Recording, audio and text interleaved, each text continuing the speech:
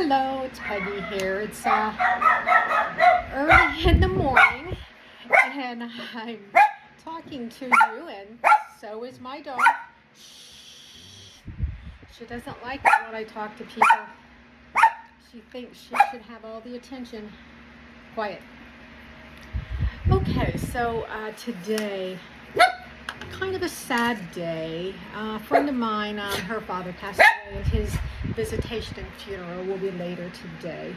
And so I'm just up early doing some things I need to do before going to be with her and her family and give my best wishes and everything to his wife of 67 years. So, what else do we have to talk about today? One of the things that I want to be sure that I tell you guys is that I used to work for the State Department of Health, and so cleanliness in the kitchen is really very important to me.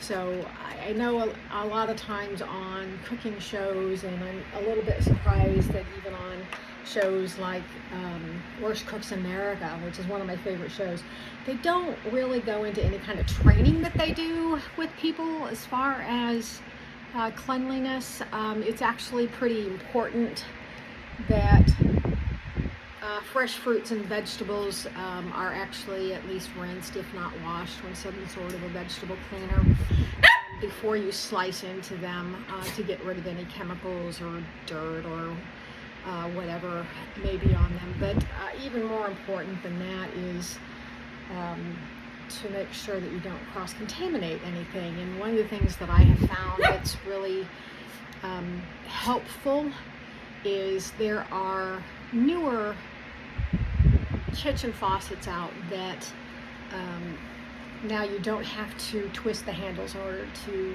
turn the water on and off.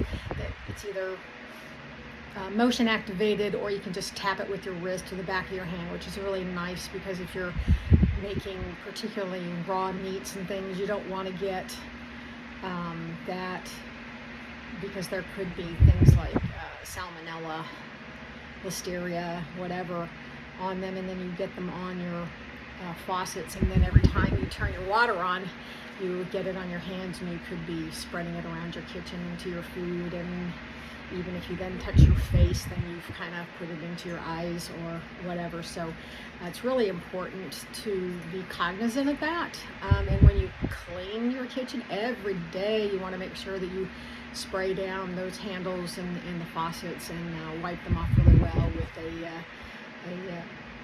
one of the products that cleans bacteria and viruses and things, so that everything is nice and clean. And of course, cutting boards.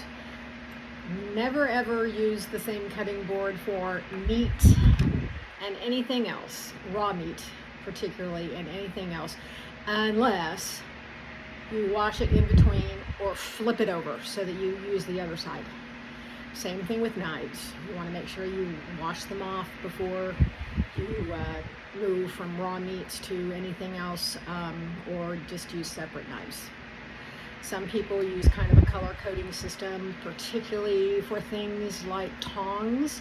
You can buy tongs now that have silicone pads on them, and they're in different colors. I would suggest red means it's raw meat, blue, yellow, green, whatever other color you can get could designate that it's vegetables or it's cooked meats. So never use the one with red on anything except the raw meats, unless that's the only thing that you're dealing with. But it's actually a good idea to have two different colors and keep them separate. Washing your hands, of course, using soap. You don't necessarily have to use really hot water. Most soap anymore has a lot of products in them that kill viruses and bacteria and other types of contaminants, so you don't really have to worry about the water being real hot. In order for the water truly to be hot enough to on its own kill things, it's going to be hot enough to actually burn your skin. So Just make sure you use soap, lathered up really well. Some studies have suggested that it's actually the washing of the hands, the vigorously rubbing, that kind of takes a lot of the contaminants off, because you're kind of putting some force there and you're actually moving it, so you're kind of throwing it off your hands. And of course, the running water kind of washes it away, as well as the properties in these soaps that will kill the substances. So that's really important, and make sure you wash in between. Anytime you touch raw meat, you want to wash your hands. And again, this is where that being able to touch that faucet with your wrist or the back of your hand instead of the palm of your hand, which actually has the contaminants on it, is really, really helpful. And of course, then the motion activated, you just wave your hand in front or behind, depending on where the sensor is for the particular one you have. So those are my biggest tips. Keeping things separate, flipping cutting boards over. As far as the type of cutting boards that you use, most people use wood. There are also some hard plastic ones out there.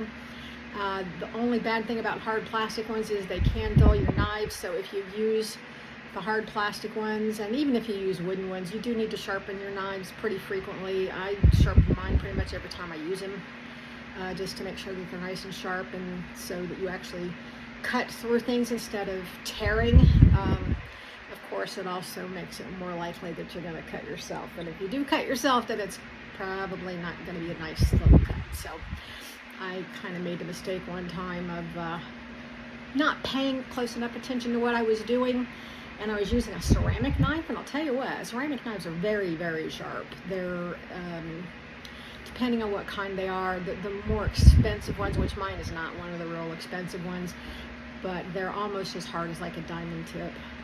That they say that you can use them actually to break through glass if you need to. You just happen to have a ceramic knife in your car and your car goes into the river, use a ceramic knife to break out the window. Probably not likely that you'll have that with you, but just bear in mind they are very sharp. And when I wasn't paying attention, I was actually cutting open a package, and it slipped and kind of cut the tip of my finger off, and I still do not have feeling in the tip of that finger. It really wasn't that bad of a cut, but it was, it bled for a while, and I had to, I'm not one who goes to the hospital unless I think I'm really going to die, so I just wrapped it up really well and put a lot of tape on it and put gauze around it, and then continued cooking what I was making, and then just kept doing that, putting tight band-aids and things on, and it was a couple days, but it did heal. The next day, it just happened that I had a doctor's appointment scheduled with 2 different doctors who both looked at it and said, looks fine. So anyway, just beware, knife cuts can be quite serious.